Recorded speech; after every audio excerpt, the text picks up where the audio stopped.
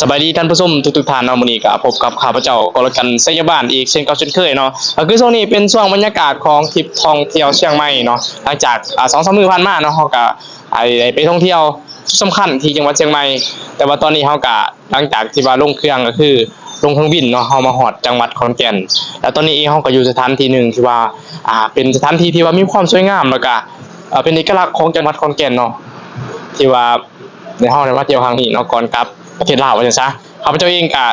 ได้รับเกียรตินอกจากทางคณะของบริษัทแต่ยังเป็นตัวแทนปุ๋ยเก่าเกษตรอนุรายใหญ่เนาะว่าเพิ่นมีความประทับใจจังแน่ที่ว่าได้มาท่องเที่ยวกับบริษัทพัสโกลาวครั้งนี้เนาะสวัสดีอาจารย์แนะนำชื่อหน่อยจ้ะเจ้าสบายดีอันข้าพเจ้าชื่อสุริหน่อยมาจากบ้านห้วยสาดเมืองปากซองแขวงจำปาสักข้าพเจ้าเป็นตัวแทนปุ๋ยเก่าเกษตรนาโนเนาะของบริษัทพัสโกลาวอยู่ในกลุ่ม10เมืองปากซองเนาะความรู้สึกที่มาเที่ยวครั้งนี้แม่นโอ้รู้สึกภูมิใจหลายที่ว่าสิ่งที่เฮาบ่เคยเห็นสิ่งที่เฮาบ่เคยไปสัมผัสเฮาก็ได้สัมผัสแล้วแต่ว่าคุ้มค่าในชีวิต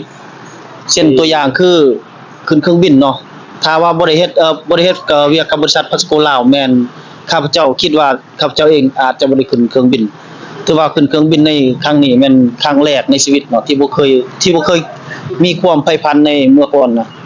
แล้วก็นอกจากขึ้นเครื่องบินแล้วยังมีหลายๆบ่อนที่ทางบริษัทพัสโกลาวพาไปเที่ยวคือไปเที่ยวอยู่ที่เชียงใหม่ก็แม่นไปเที่ยวอยู่อันดอยสุเทพเนาะแล้วก็มีอีกหลายๆจุดเนาะและนี่มาแต่เชียงใหม่แล้วก็มาลงมาที่ขอนแก่นก็ได้มาเที่ยวอยู่ที่วัดหนองแวงเนาะจ้ะเนาะมาสุดนี้ถือว่ารู้สึกว่าภูมิใจหลายที่สุดคิดว่าคันว่าบ่ได้มาเฮ็ดเวียกในบริษัทพัสโกลาวแม่นจะบ่ได้มาเที่ยวที่ประเทศไทยเพราะว่าจะบ่มีเครือญาติอยู่ในประเทศไทยโอเคอาจารย์อยากถามถึงว่าที่ไปที่มาที่ว่าเฮาได้มาเที่ยวยากบ่สิได้มาเที่ยวกับบริษัทพัสโกลาวครับโอ้ที่ไปที่มานี่คันเว้าเรื่องมาเที่ยวนี่มันก็บ่ได้ยากมีแต่เฮาซื้อปุ๋ยเนาะซื้อปุ๋ยคือมาเที่ยวเชียงใหม่นี่ซื้อปุ๋ย6ตันเนาะซื้อปุ๋ย6ตันทางบริษัทเพิ่นจะพามาเที่ยวก็บ่ได้ยากหยังเฮาสิซื้อปุ๋ยไปใส่หรือว่าซื้อปุ๋ยไปขายก็ได้คือข้าพเจ้านี่จะบ่ได้ซื้อปุ๋ยไปใส่เนาะซื้อปุ๋ยไปขายเพราะว่าข้าพเจ้าเป็นตัวแทนของบริษัทพัสโกลาวหรือเป็นตัวแทนปุ๋ยเนาะบริษัทของบริษัทพัสโกลาวเนาะอาจารย์ฝากได้2ถ่ายเนาะฝากสำหรับผู้ใดอยากชมใส่ผลิตภัณฑ์เฮาบ่ว่าจะเป็นปุ๋ยเก่าเกษตรนาโนหรือว่าผลิตภัณฑ์อื่นของบริษัทพัสโกลาวหรือว่าอยากมาเที่ยวนำเฮาอาจารย์ฝากเชิญครับติดต่อถ้าท่านใดที่ว่าสนใจอยากมาเที่ยวนำพวกเฮาเนาะหรือว่ามาเที่ยวนำบริษัทพัสโกลาว